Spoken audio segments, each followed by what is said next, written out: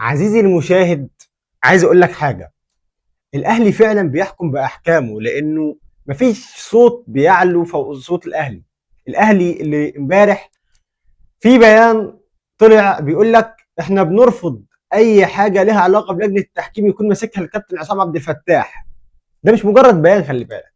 يعني ده ما هوش مجرد بيان يقول لك اصل الاهلي بيطلع بيانات وخلاص. لا، انت شفت لما الاهلي طلع بيان وقال لك فيه انه هيراجع مجلس الاداره في قصه مباراه القمه. شفت الكلام ده. طيب ايه اللي حصل بعد كده؟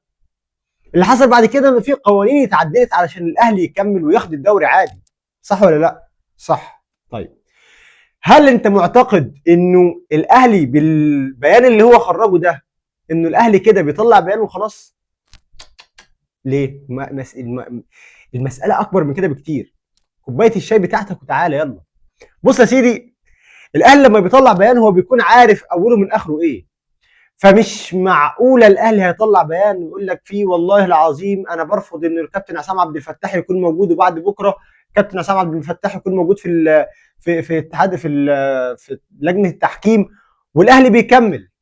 ما تستبعدش خالص ان الاهلي الموسم اللي جاي يرفض ان هو يلعب في بطوله السوبر وبطوله كاس مصر الاثنين. طيب هو ايه يا سيدي اللي هيضر الاهلي او هيضر الاتحاد من ان الاهلي ما يلعبش البطولتين دول؟ لا، يضرهم كتير.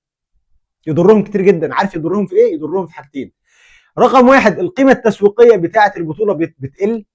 ما فيش رعاه بقى هتجيلك، لانه الرعاه اساسا جايه على اسم الاهلي. ده رقم واحد. الرعاه جايه، انا كراعي جاي علشان اسم الاهلي. الاسم الاهلي موجود، موجود، تمام، انا موجود.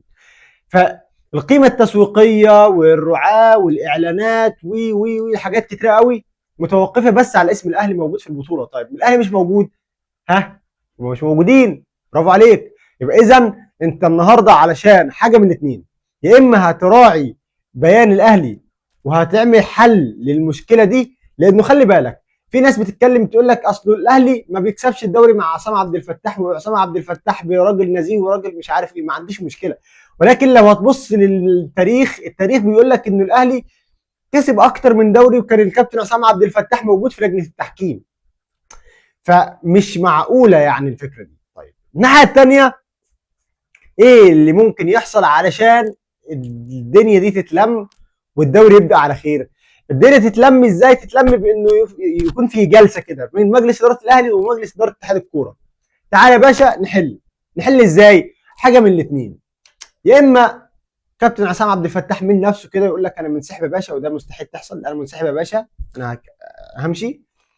يا اما اتحاد الكوره، يدي قرار بالاستغناء عن الكابتن عصام عبد الفتاح وتعيين لجنه مؤقته، او تعيين حكم، أو لجنه تحكيم اجنبيه، او مدير فني لجنه التحكيم يا سيدي. يبقى في حل كده، يبقى في حل. يعني ايه؟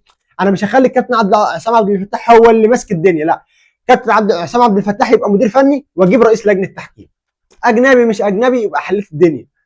دي الحلول اللي تكون موجوده على الترابيزه. حلول تانية ممكن تكون في حلول تانية، الله اعلم ايه هي، ولكن زي ما قلت لك الاهلي بيحكم باحكامه، والكل تحت كلمه الاهلي. قول لي رايك ايه، واشرب كوبايه الشاي بتاعتك. دي حلقتنا النهارده. اشوفك على خير. السلام عليكم.